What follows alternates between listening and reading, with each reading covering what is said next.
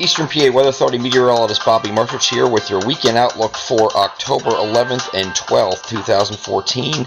And we're going to start off on the damp side a little bit on Saturday with some showers exiting the region. This is with an area of low pressure that was traversing a stalled frontal boundary to our south.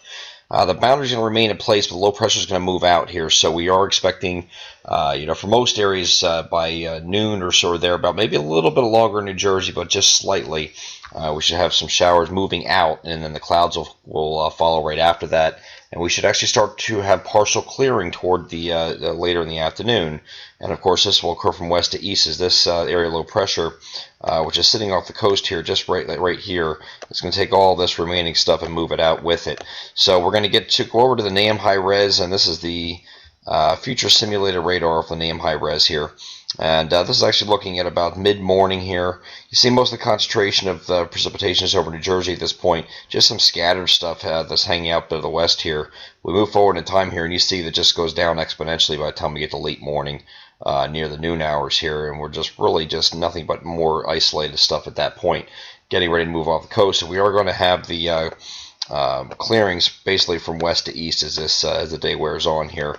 Not going full sun here yet. We're probably going to go just partly sunny, but by the time you get to the evening hours, we're going to start to clear out. We're going to have some very chilly temperatures on Saturday night.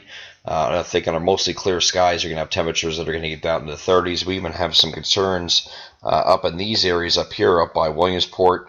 In this area here that I'm circling, there might be some areas of freezing temperatures, but there's actually a freeze watch up here.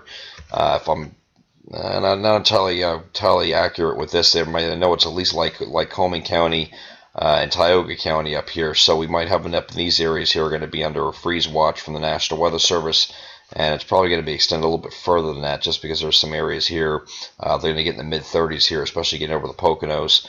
Mid-30s down here about in Allentown as well. So we're getting down pretty far south with the cooler temperatures when they're going to those mostly clear skies. So just be aware of that for Saturday evening, or excuse me, Saturday night overnight. Otherwise, going back to the models here, we really don't have anything going on for Sunday. Sunday's going to be another chilly day. Chilly for relative this time of year. We have high pressure sitting right over top of us, and you can see that right here. It's going to make for a very nice Sunday, a very nice day on Sunday. And we're looking at that high pressure dominating the weather pattern for Sunday. But then we have this frontal boundary that I mentioned that was stalled to our south is going to move back northward as a warm front as this high pressure moves offshore. It's going to send the warm front to the north here. It's going to bring some showers. Not very much, just some isolated showers here. A few showers, and depending on what model you look at, some are a little bit more aggressive with the showers, like the European model has a little bit more scattered. And so does the Canadian, but the GFS is not very impressed with this. So I think we're going to side with a little bit more, maybe like a 50% chance of showers, on and off light showers here on Monday as that warm front moves back through. And then temperatures will warm up. And then the next system we're going to be dealing with is in the Tuesday-Wednesday time frame. Now, if you follow the GFS, it looks like Wednesday is going to be fine. It just looks like showers and thunderstorms make their way in from the west.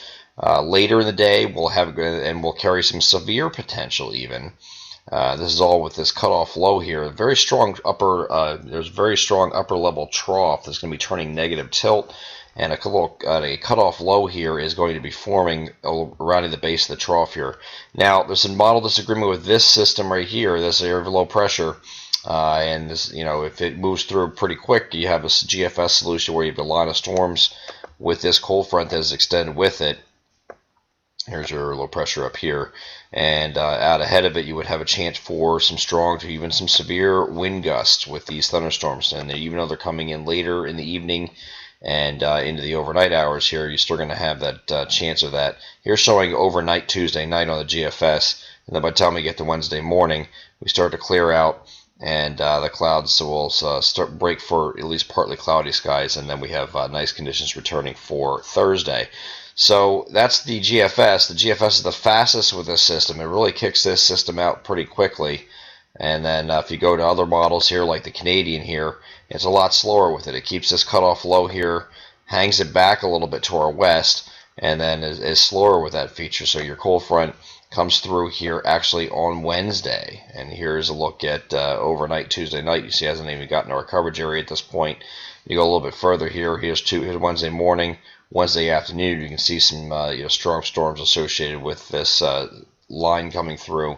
And this is on the Canadian model. The European model is not very impressed with this at all, and the reason it's been doing that is hanging back this upper level low, or cutoff low, I should say, not upper level low. It's a cutoff low sitting back here, and really just doesn't want to advance it eastward. It kind of gets a cutoff from the jet stream and just kind of hung up here.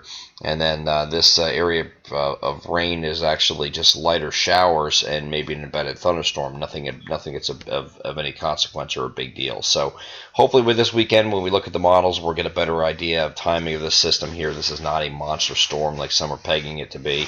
It's just a very strong cold front in association with this cutoff low here. And where it sets up shop and how far it progresses will determine both timing and intensity of any thunderstorm activity we'll be dealing with as we get into the middle of next week. We will update you this weekend after we get a better handle on this situation. Until then, I'm Eastern PA Weather Authority meteorologist Bobby Martrich. That is your outlook for October 11th and 12th, 2014. Have a great weekend.